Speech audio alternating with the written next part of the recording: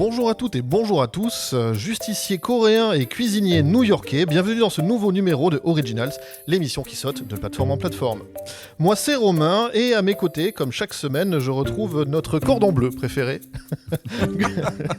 Gauthier Jurgensen, journaliste cinéma à Satellifax et créateur du concept de Original. Bonjour Gauthier. Bonjour, c'est gentil de me présenter comme ça, faut pas trop venir manger chez moi parce que je suis pas si doué que ça. Je peux vous faire un ceviche. Je tiens le ceviche. En général, les gens disent bon, je fais des pâtes, tu vois, donc toi tu vas plus loin. Je peux aussi faire des pâtes. Alors, au programme de cette semaine, Squid Game saison 3, suite et fin du phénomène de société coréen sur Netflix. Puis dans notre rubrique Ne cherchez plus, c'est moi qui vais vous parler d'une série, la série The Bear, à l'occasion de l'arrivée de la saison 4 sur Disney+ cette semaine. Et ensuite, on fera l'agenda, comme d'habitude, avec une sélection des sorties marquantes de la semaine. Et tu m'as dit que cette semaine, l'agenda, c'était la folie furieuse. Vous allez voir ça en fin d'émission, tout à fait. Vous écoutez Originals, l'émission 100% plateforme en partenariat avec Cinématiseur, disponible sur toutes les plateformes de podcast.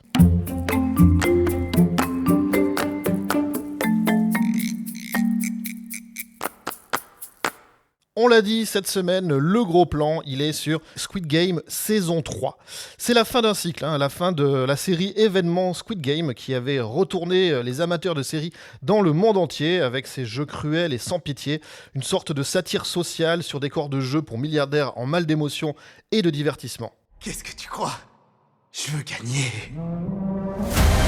Je vous demande d'arrêter maintenant. S'il vous plaît, sortons du jeu. Si tu viens pas, qu'est-ce que tu comptes faire ? Tu vas rester assise là et mourir ?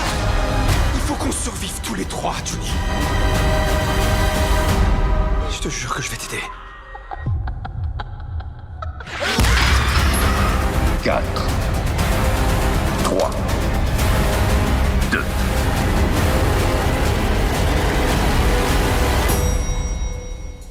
Alors, cette saison 3, c'est la suite directe du cliffhanger de la saison 2 qui était déjà il y a à peine 6-8 mois. On n'a pas beaucoup attendu cette fois, mon cher Gauthier.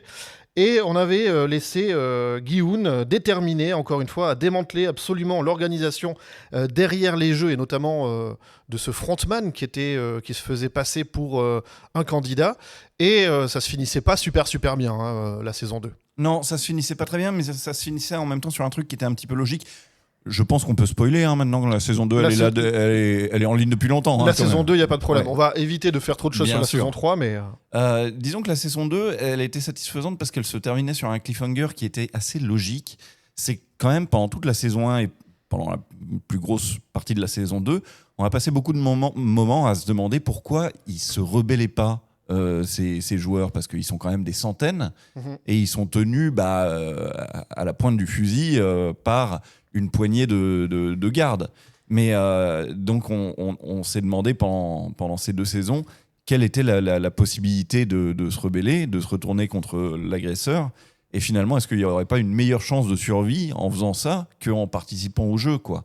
Et aussi la série, elle nous permettait d'aller voir un petit peu ce qui se passait derrière l'organisation, où ces visages masqués devenaient plus humanisés. Exactement. Cette rébellion était aussi l'occasion, comme tu le précises très bien, d'aller dans les coulisses. De ce décor très bizarre, de ce décor aux couleurs pastel, rose, bleu et tout ça, avec ces gardes costumés en rose, avec toute cette atmosphère un peu de comme si on était devant un dessin de Escher et tout ça. Des masques d'escrime peints avec des figures géométriques. C'est-à-dire que c'est un univers qui visuellement est très très marqué, quoi. Et quand on va dans les coulisses, là ça devient un petit peu l'envers du décor, il ressemble pas à ça du tout, il ressemble beaucoup plus à la vraie vie. Un bunker. Ouais, c'est ça. C'est ça, des hangars, quoi. Donc c'était un twist qui était pas mal, et puis surtout ça se terminait sur cette note un petit peu sombre qui nous disait vous voyez bien, la rébellion elle est pas possible. Il faut jouer, c'est marche ou crève. Tu joues au jeu et tu espères t'en sortir ou tu meurs. Voilà. Alors le créateur Wang Dong-hyuk a promis une fin brutale, sombre et marquante, tout en restant fidèle à la tonalité réalisée jusqu'ici, plutôt réaliste et sans happy end. On nous promet, alors là c'est Netflix pour le coup qui nous promet un final explosif, tendu et violent, avec des révélations cruciales sur ce fameux frontman et de nouveaux jeux toujours plus machiavélique, Ouais. et une atmosphère plus oppressante que jamais. Est-ce que tu confirmes ? Ouais. Alors, ils sont effectivement très... ils pinaillent beaucoup sur le final de cette saison 3, à tel point que moi, j'ai pu voir 5 épisodes et je n'ai pas eu accès au dernier. Aïe, aïe, aïe. Donc, je ne sais toujours pas comment ça se termine. On verra. En tout cas, ce que je peux vous dire, sans spoiler... Hein, Déjà, ton ressenti global en une phrase. Alors moi, je suis assez content de ce que j'ai vu parce que, en gros, sur la saison 2 et la saison 3, il faut prendre ça comme une seule et même saison. C'est-à-dire qu'il y a des... la saison 1, il y avait des candidats et puis à la fin, c'était la fin du jeu.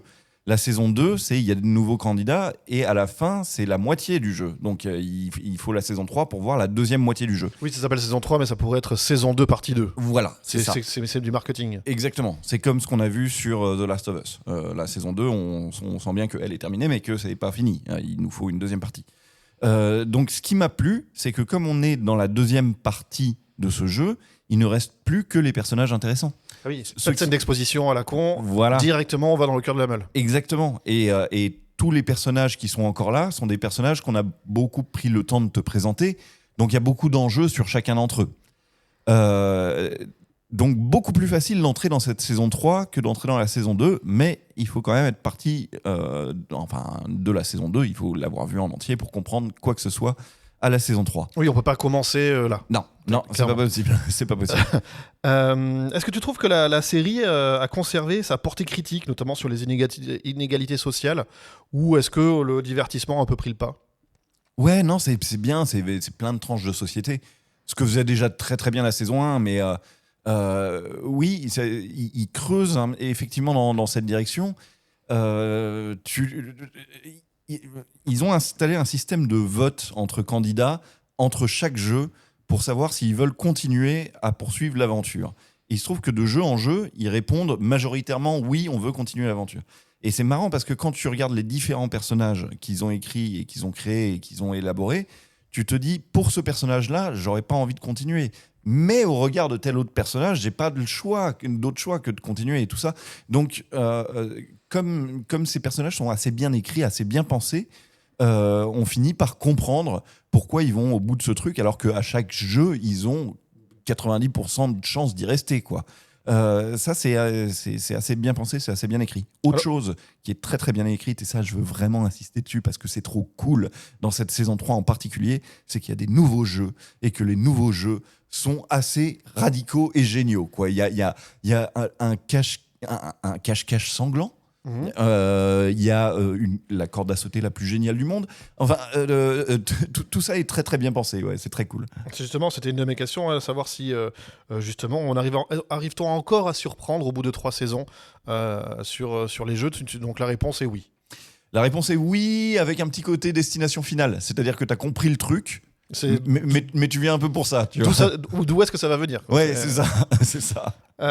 Qu'est-ce que je pouvais te demander ? Oui, alors le personnage de Gi-hun, on avait vu un Gi-hun un peu candide en saison 1, qui était devenu leader de la rébellion en saison 2. Est-ce qu'il a encore une évolution notable ou on est dans la continuité de la saison 2 ? Tu te souviens de ce que je t'avais dit sur le héros de Balles perdues ? Que dans le premier, c'est juste un mec et tu le comprends un petit peu. Et déjà dans le deuxième, c'est Mad Max, le gars, quoi, ou c'est Conan le barbare. Il y a un petit côté comme ça, hein, quand même. C'est-à-dire que ce héros, on va le retrouver en début de saison totalement traumatisé par l'échec de sa révolution. Donc il devient un peu nihiliste. C'est le mec qui ne croit plus en rien. C'est l'épisode du doute. Voilà, il veut plus parler à personne. Il est menotté à son lit parce que, évidemment, les organisateurs ont bien compris que quand on le laisse faire, il fait n'importe quoi. Donc, ouais, il est passé de l'autre côté du miroir. Puis maintenant, il a plus... Enfin... Tu crois qu'il a plus de morale, mais il va y avoir un événement. Un élément déclencheur. Un événement qui va faire que Gi-hun va non seulement devenir une espèce de super-héros, mais en plus va se balader avec un bébé dans les bras. Wow. Et ça, il va devenir responsable d'un tout petit enfant. Peut-on parler d'une vision d'auteur dans le cadre de Squid Game ? Ou une série comme Squid Game, au final, malgré sa diffusion mondiale sur une plateforme ultra commerciale, reste un produit de divertissement, de grand public ? C'est une excellente question. Peut-être que Caroline Vier, qui était venue nous en parler dans l'épisode consacré à la saison 2, aurait une meilleure réponse que moi là-dessus, parce que je sais qu'elle prend la série assez au sérieux. Moi, c'est vrai que je la vois un peu comme un divertissement. Je vois tous ces trucs-là qui sont sur le même thème toujours un petit peu comme des divertissements. C'est-à-dire que pour moi, Hunger Games, c'est quand même plus un truc pour ados que quelque chose qui fait une vraie réflexion sur la mort et le déterminisme social et tout ça. Même Battle Royale, alors que c'est vraiment un film qui prend le sujet très au sérieux, je trouve que ça sollicite un petit peu notre côté voyeuriste, mais c'est normal d'avoir ça quand on est des spectateurs, si tu veux. C'est normal d'avoir ce petit côté un peu voyeur de la détresse et des solutions sanglantes et tout ça.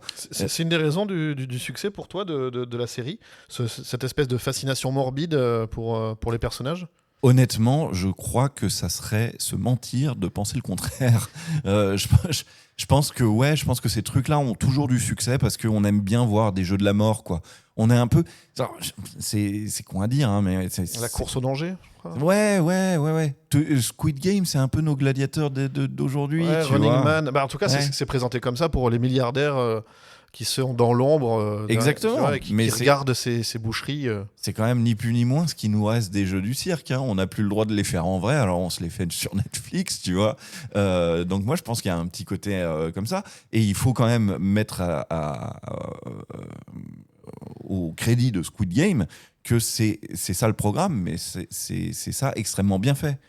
C'est-à-dire que c'est pas que une ressucée de Battle Royale, le truc, quoi, ou de Hunger Games. Oui, ça propose quelque chose mais d'autre. Oui, ça a un habillage, sonore, ça a un habillage visuel, ça a une patte, tu vois un plan, tu sais tout de suite qu'on est dans cette atmosphère-là.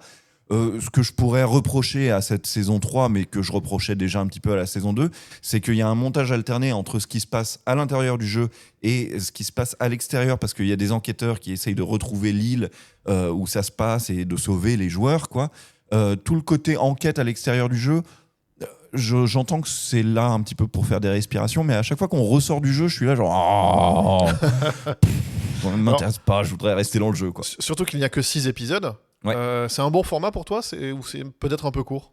Disons que c'est un bon format pour couper une saison en deux. Oui. Ce qui est un petit peu exactement ce qu'ils ont fait, quoi. C'est-à-dire, la saison 2, dans mon souvenir, faisait 7 épisodes.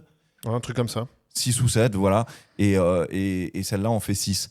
C'est quand même des épisodes d'1 heure chacun. Hein. Donc, une fois que vous êtes bingé 6 fois 1 heure, c'est un peu... C'est un vrai investissement personnel. Ouais, carrément. Ouais. Au final, là, t'es quasiment à la fin. Est-ce que tu penses que la série aurait dû s'arrêter en saison 1 ou au contraire que, justement, les apports des saisons 2, 3 rajoutent vraiment quelque chose à l'ensemble? Non, moi je trouve ça normal qu'ils aient continué, même si on avait un peu fait le tour du sujet avec la saison 1. Mais déjà, quand tu tiens un phénomène pareil, ce serait trop bête de ne pas continuer, si tu veux. Je pense que la saison 2 a pour elle surtout d'avoir, tu vois, enfin c'est ce qu'on disait tout à l'heure, d'avoir des personnages hyper écrits. Maintenant, tu n'as plus à faire connaissance avec eux. Enfin, si, les nouveaux joueurs, tu fais connaissance avec eux quand même, mais le héros, tu comprends très bien ce qui le motive, les gens qui font cette enquête pour le retrouver aussi, le détenteur du jeu, tu le connais, t'es en terrain conquis presque, si tu veux. Donc tu y retournes. Pour moi, cette saison 2 et cette saison 3, c'est Squid Game, il y a du rab, est-ce que vous en voulez? Et ouais, tant mieux, si vous aimez ça, prenez-en, quoi. Alors en parlant de rab, justement, c'est la fin de Squid Game, hein, on l'a dit, ouais. À partir du 27 juin. Par contre, ils ont annoncé des spin-offs ou ce genre de produits. Ouais. Alors, est-ce que c'est la goutte d'eau qui fait déborder le vase ou est-ce que tu penses, comme tu disais, si vous en voulez d'autres, il y en a encore? Non, je rappelle, un spin-off, c'est qu'on va garder l'univers de la série.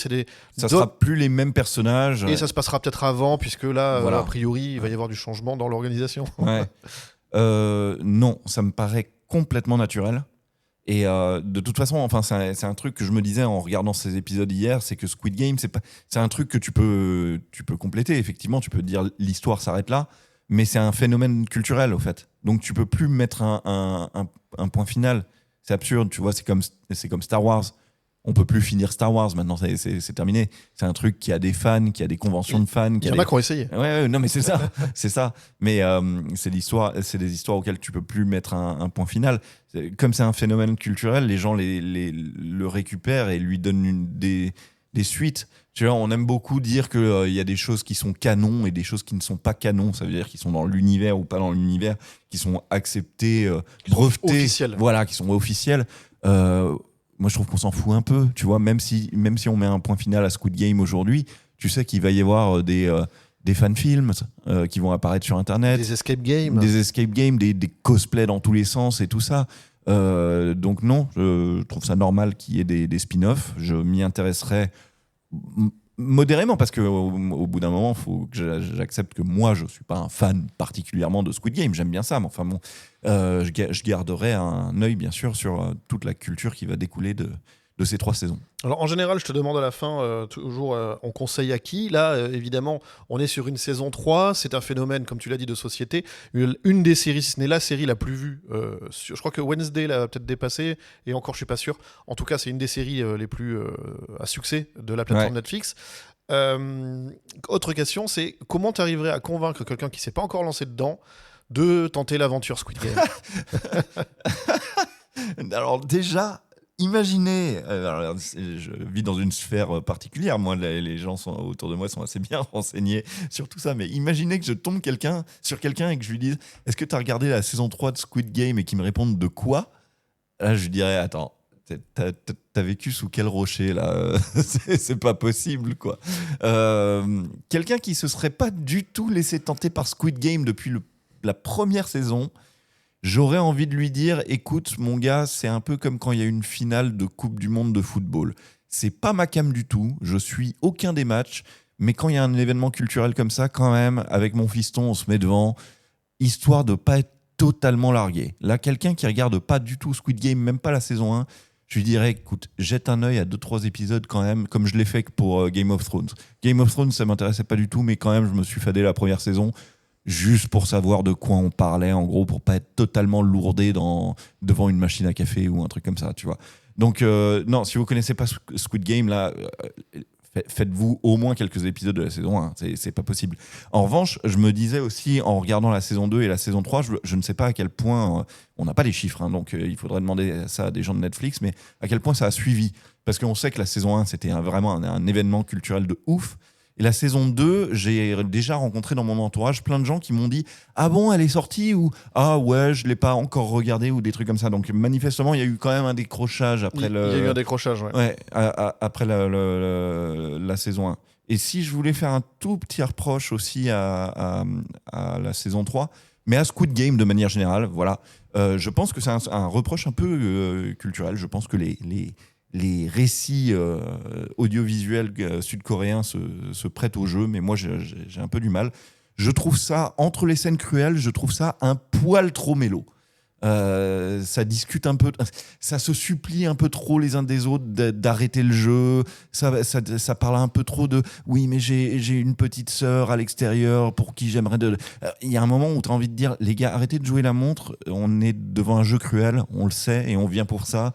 Donc vos petites raisons personnelles de « Ah, j'aimerais te tordre encore plus le cœur », il y a un moment où j'en ai un petit peu marre. Mais voilà, c'est le seul reproche que je fais au truc.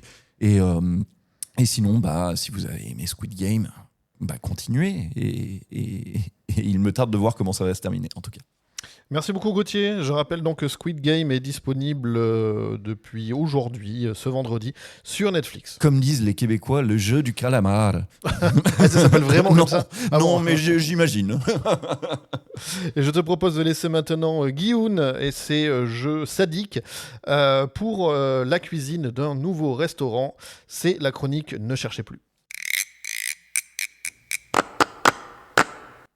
C'est le retour de The Bear sur Disney+, une série multi-récompensée amenée par Jeremy Allen White, Ayo Adeberry, Ebon Moss Bachrach, alors je sais pas comment on dit, Bachrach ou Bachrach, voilà. Comme ça. En tout cas, c'est le nouveau La Chose des 4 Fantastiques, par exemple.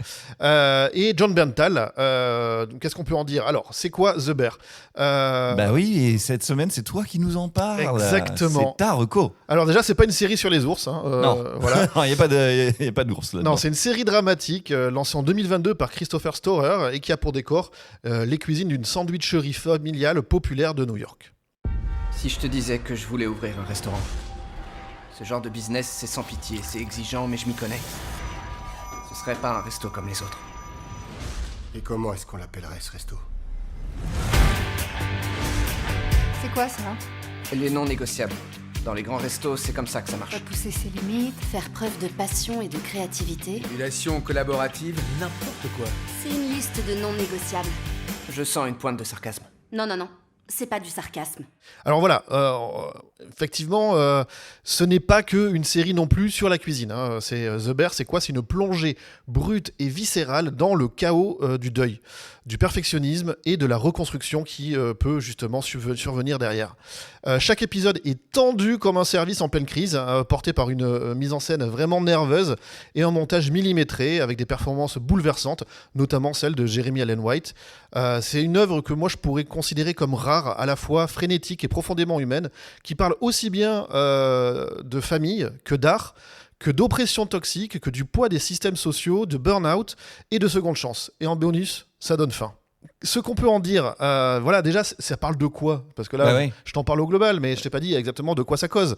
Faut te dire que c'est l'histoire d'un jeune chef surdoué qui a été formé dans les plus grands restaurants gastronomiques dans le monde entier et qui retourne, alors j'ai dit New York, pardon, c'est Chicago, qui retourne à Chicago pour reprendre la sandwicherie familiale après le suicide de son frère.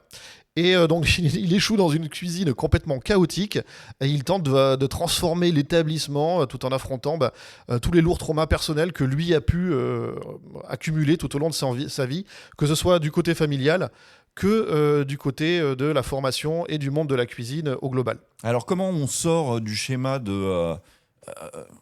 on va dire du divertissement culinaire habituel, c'est-à-dire c'est pas un resto, c'est le resto en coulisses.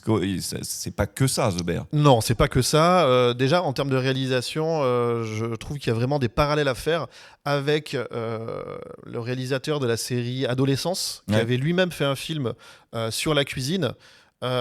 Et on est dans ce genre de tension perpétuelle où le montage est ultra rythmé, où les embrouilles tombent les unes sur les autres et se catapulte pour créer un chaos total, d'où vont émerger des solutions liées souvent au passé des personnages.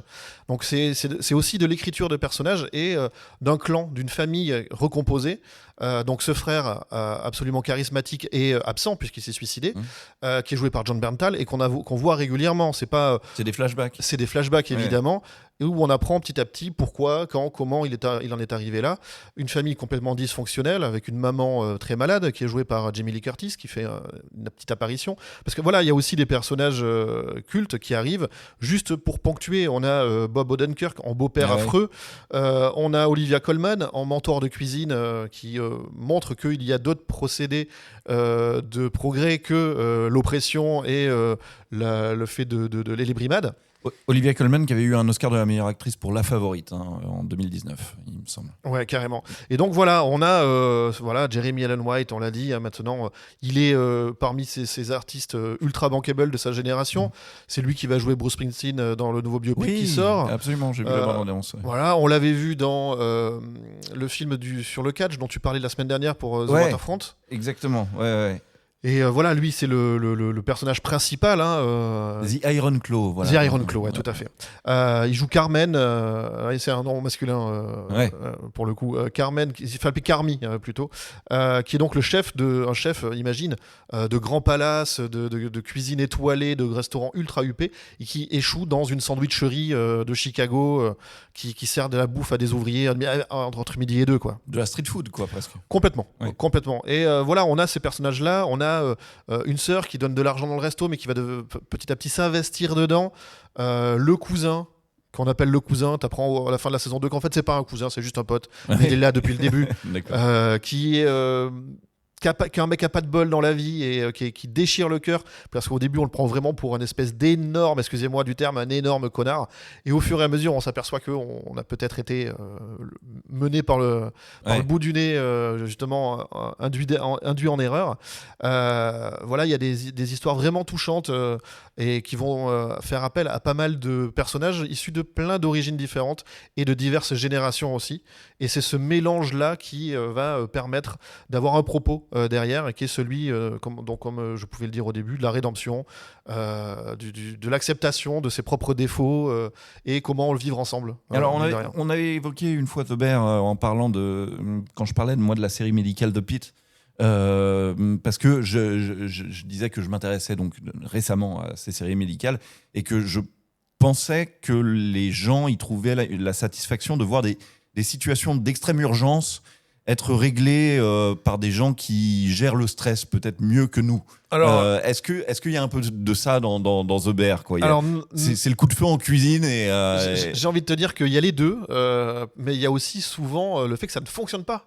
Ils n'y arrivent pas. C'est le contrôle sanitaire, et puis ce jour-là, il y a un mec qui devait réparer, un cousin, un pote qui devait réparer le four, et il s'est passé un autre truc qui fait que quand il vient pour réparer le four, il y a tout qui pète, et c'est pile le jour où il y a... Enfin voilà, c'est pas une série où ça se finit bien à chaque fois, au contraire. Il y a des fois où ça se passe bien et ça fait du bien. Et il y a vraiment des épisodes qui sont sortis de la chronologie, pour nous expliquer, pour développer un peu plus les personnages.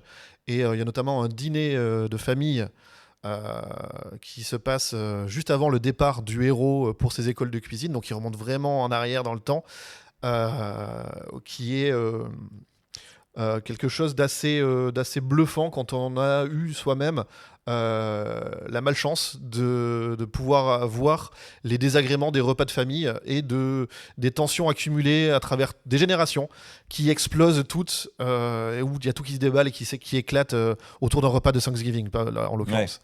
Il y a des épisodes ultra touchants, des épisodes plutôt légers, plutôt drôles, plutôt encourageants.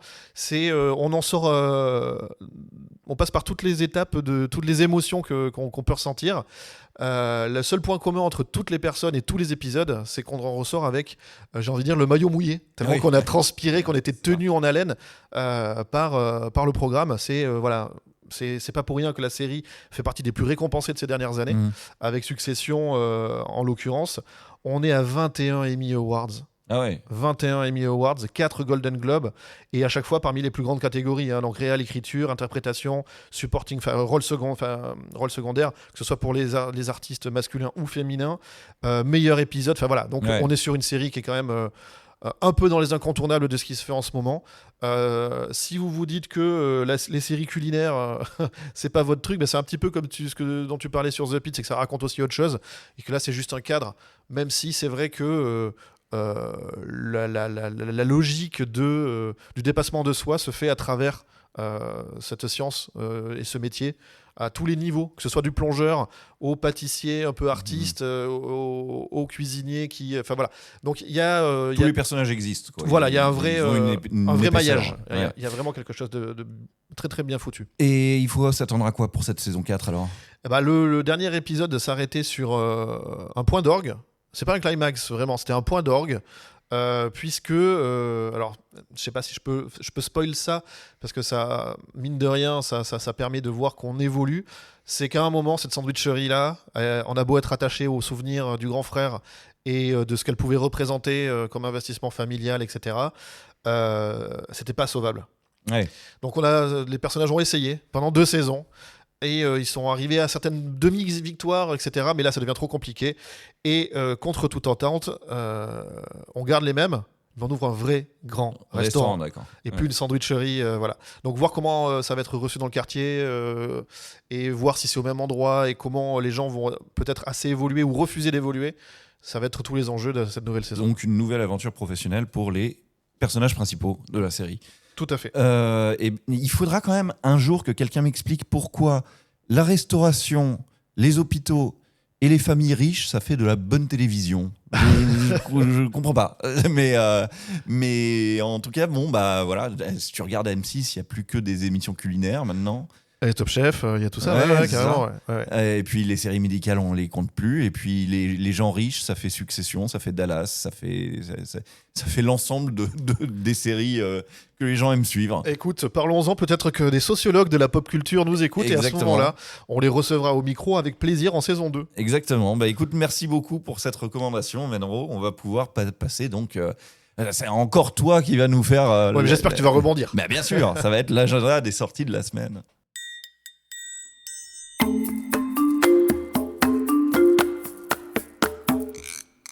Et donc oui, c'est l'agenda, la semaine du 23 au 29 juin. On finit le mois de juin et on dirait, à part Netflix qui sort clairement Squid Game et rien d'autre d'exclu dans tout ce qui peut nous concerner. Il y a des grands films et tout ça bien sûr, mais en tout cas nous dans nos exclusivités de plateforme qu'on traite sur Originals, ce sera tout pour Netflix. Par contre les autres ils se sont dit... Ouais, ils aboient très bruyamment pour continuer à exister. Quoi. Ils auraient pu se dire, fin juin il y a Squid Game, on s'écarte et puis on commence à faire le début juillet. Que nenni. Eh bien non. Alors ça commence depuis lundi. Voilà, les fans de The Gilded Age pourront apprécier la saison 3, évidemment sur Max.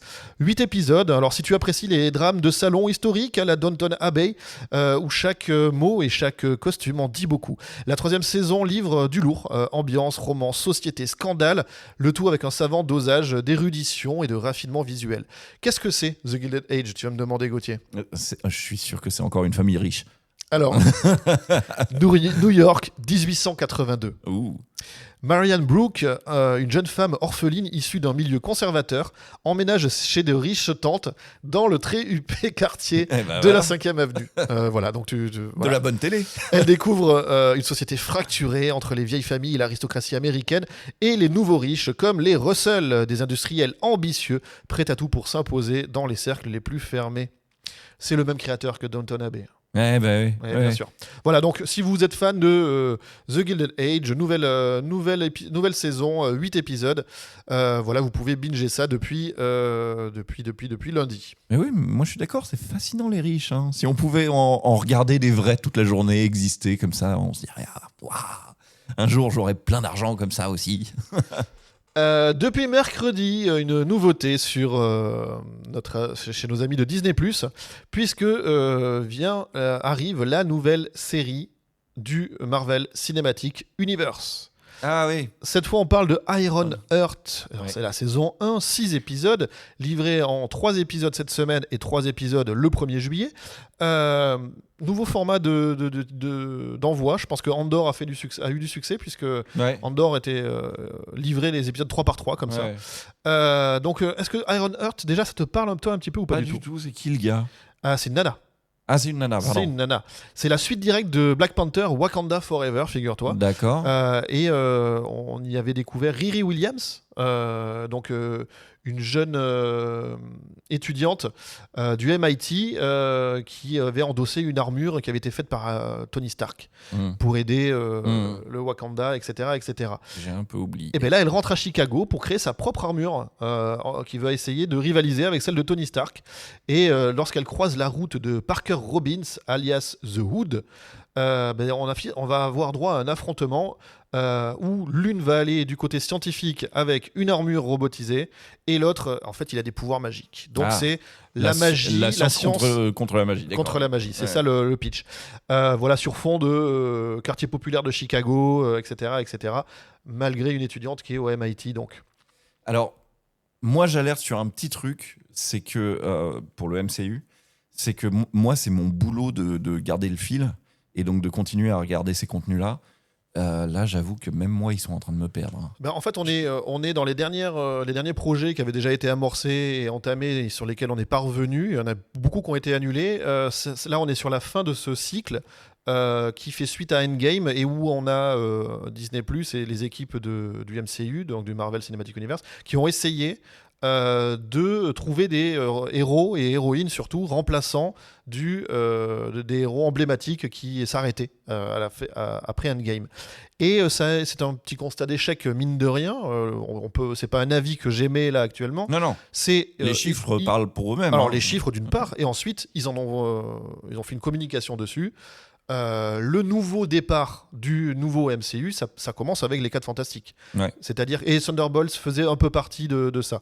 Mais même Captain America, le dernier, le 4, va intégrer la suite, mais fait partie des anciens projets. Donc ça commence à partir des 4 Fantastiques, et on va sans doute avoir une nouvelle panoplie, palanquée de héros et de héroïnes, peut-être plus charismatiques que tous ceux qu'on a eu de demi-héros pour ce cycle-là. Tu vois, c'est compliqué, on va pas en parler 1000 ans, on n'a pas le temps de toute façon, mais je parlais tout à l'heure de l'impossibilité de mettre un point final à un truc comme Squid Game.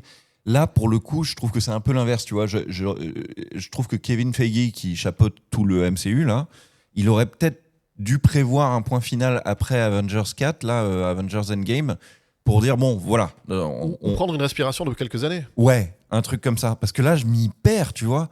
Dans tout ça, Moon Knight, c'est quoi, déjà ? Alors, tu vois, enfin, ça se place où ? Enfin, juste pour conclure, effectivement, on pourra faire un épisode en série peut-être sur le MCU, mais ce qu'il faut se dire, c'est que on a... la fin de Endgame, c'est le lancement de la plateforme Disney+, et ils ont essayé de se dire qu'ils allaient garnir leur plateforme avec plein de programmes. Sauf que le directeur qui était en charge de ce projet-là, il a été remercié, et ils ont été rechercher l'ancien directeur. Ouais. Et lui, il a dit non, on arrête tout, et on refait un plan sur 10 ans où on fait monter la sauce comme on a fait sur Endgame. Ouais. Sauf que là, on est dans l'étalement de trop peu de beurre sur une trop grande tartine. c'est ça.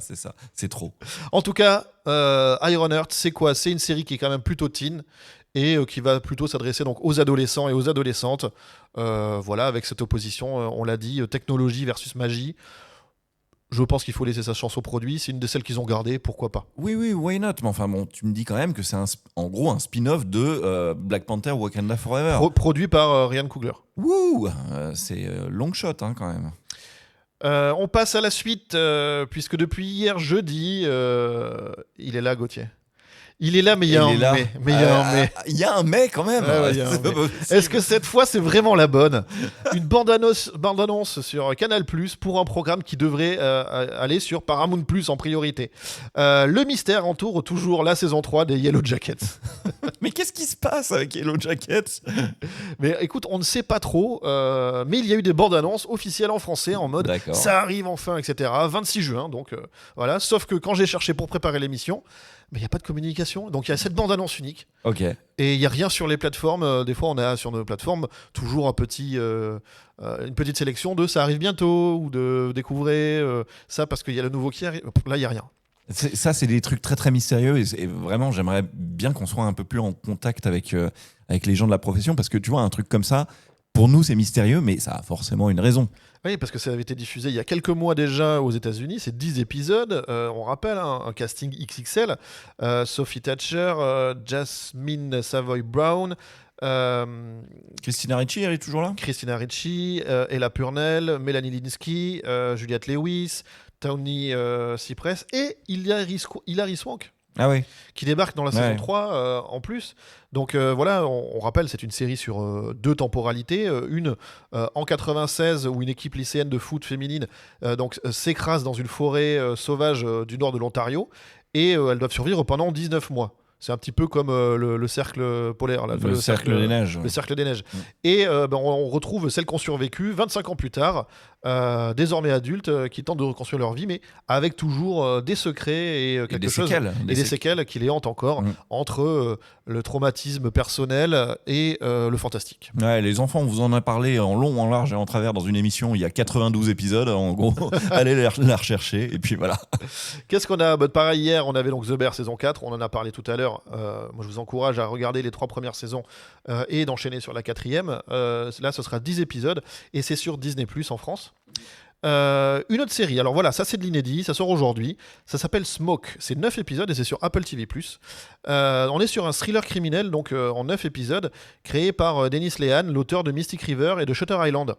Et là, pour le coup, il s'inspire d'un podcast qui s'appelle Firebug, qui relate l'histoire vraie d'un ancien capitaine de pompiers qui est devenu pyromane. D'accord. Et donc ils en ont fait une série. Alors voilà, le pitch c'est quoi ? C'est que dans une ville fictive du nord-ouest Pacifique, l'enquêteur en incendie criminel Dave Gutsen fait équipe avec la détective Michelle Calderon pour traquer 2 pyromanes en série, et au fur et à mesure de leur enquête, des indices suggèrent que l'un des suspects pourrait être issu de leur propre milieu professionnel, brouillant les frontières entre le bien et le mal. Ok.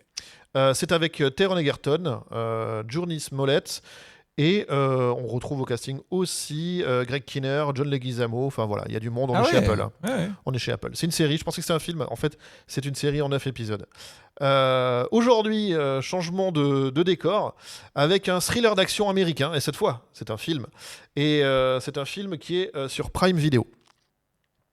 Dans ce thriller d'action réalisé par Joe Carnahan, on découvre Kira et Isaac, qui étaient autrefois les leaders d'une unité de force spéciale internationale nommée Shadow Force, ce qui donne le titre du film. Après avoir enfreint les règles en tombant amoureux, ils se cachent pour protéger leur fils. Traqués par leur ancienne organisation, ils doivent lutter pour leur survie alors qu'une prime est mise sur leur tête. Clairement, c'est Mr. et Mrs. Smith. Et pourquoi est-ce que je t'en parle, outre que c'est la grosse actu de la semaine sur Prime Video ? Dis-moi. C'est parce que on retrouve Kerry Washington dans le rôle de Kira, mais on retrouve Omar Sy dans le rôle d'Isaac. Ouais, marrant. Et oui, voilà, Omar Sy qui est dans son rôle d'agent secret américain, et donc il y a le premier rôle masculin. On retrouve aussi au casting Mark Strong. Voilà, qui nous fait évidemment Jack Cinder, ça doit être le méchant, j'imagine. Ouais, un petit mot sur Joe Carnahan, parce que moi, quand j'ai commencé à devenir journaliste cinéma il y a une quinzaine d'années, la profession ne jurait que par ce mec-là. C'est le réalisateur du Territoire des loups avec Liam Neeson. Et c'est lui qui avait fait l'agence Touriste aussi. Avec Liam Neeson. Ouais, avec Liam Neeson toujours. C'est un réalisateur qui avait vraiment le vent en poupe il y a 12-13 ans. Et qu'on a un peu vu disparaître, et bon bah voilà, il pop là. Alors chez nous c'est une exclue Amazon Prime, mais par contre c'est sorti au cinéma aux États-Unis. D'accord. Voilà, pour information. Et il y a aussi Method Man, voilà, pour la blague. Ouais, voilà, évidemment, il fallait qu'un rappeur vienne pour un film d'action. Et on va terminer les sorties avec quelque chose d'un peu original, puisque je vais te parler de Josh Gates et les mystères de l'histoire. Vas-y. Et là, on est sur Max pour 6 épisodes. De documentaire, figure-toi. Alors attention, les sujets abordés. Les trésors perdus des Incas et des Templiers. L'énigme de l'Atlantide. Les manuscrits de la mer Morte. Les pyramides d'Égypte. La malédiction des pharaons. Jack l'Éventreur. Les mystères de Stonehenge. Les expéditions à la recherche du Graal. Bon, tu l'as compris, cette série, on va aller explorer les grands mystères de l'humanité, un petit peu comme Indiana Jones. Ouais, c'est ça. Mais cette fois, c'est du documentaire. C'est l'explorateur animateur télé Josh Gates lui-même qui donne son nom à la série et qui parcourt le monde pour élucider ces mystères historiques et trésors perdus, etc., etc. Donc on le voit s'immerger à chaque fois dans des enquêtes palpitantes, on nous dit, mêlant archéologie, histoire et aventure sur le terrain. Donc on va enfin savoir quelle part de ces mythes-là sont des grosses légendes urbaines historiques. Ils vont nous dire où on en est des recherches. Voilà. Et je pense qu'il y a beaucoup de choses qui vont s'arrêter à « et c'est tout ce qu'on en sait jusqu'ici ». Ouais, bah oui, bien sûr. S'il nous dit qu'on a trouvé le Graal, franchement... ça serait trop cool. Je vais tomber des nues. On l'a, il est chez nous. Sinon, en vrac, pour les amateurs et les amatrices de sport, on a du cyclisme entre le 26 et le 29 juin avec le championnat de France de cyclisme. Et pour les fans d'athlétisme, le Grand Slam Track, pareil, c'est entre le 27 et le 29. Ce sera tout pour aujourd'hui au niveau des sorties, et c'est d'ailleurs là-dessus que s'achève notre émission. C'était donc Original saison 1, épisode 33. On remercie toujours notre partenaire Cinématiseur pour sa confiance et son soutien. Merci beaucoup. Magic Ando à la production et au mixage. Le meilleur. On se retrouve vendredi prochain à 17h pour la dernière de la saison. Une dernière en forme de best-of de ce qui nous attend sur les plateformes cet été. Ouais, ça sera une sorte de hors-série où toi et moi, on va faire un petit peu le bilan de ce qu'on a nos fait. Nos attentes, voilà. Tout ça. Ouais, exactement. Voilà, donc retrouvez-nous à 17h vendredi prochain pour toujours plus d'actu ciné-série, doc ou animé et toujours plus de créations originales. Salut les copains. Bye bye.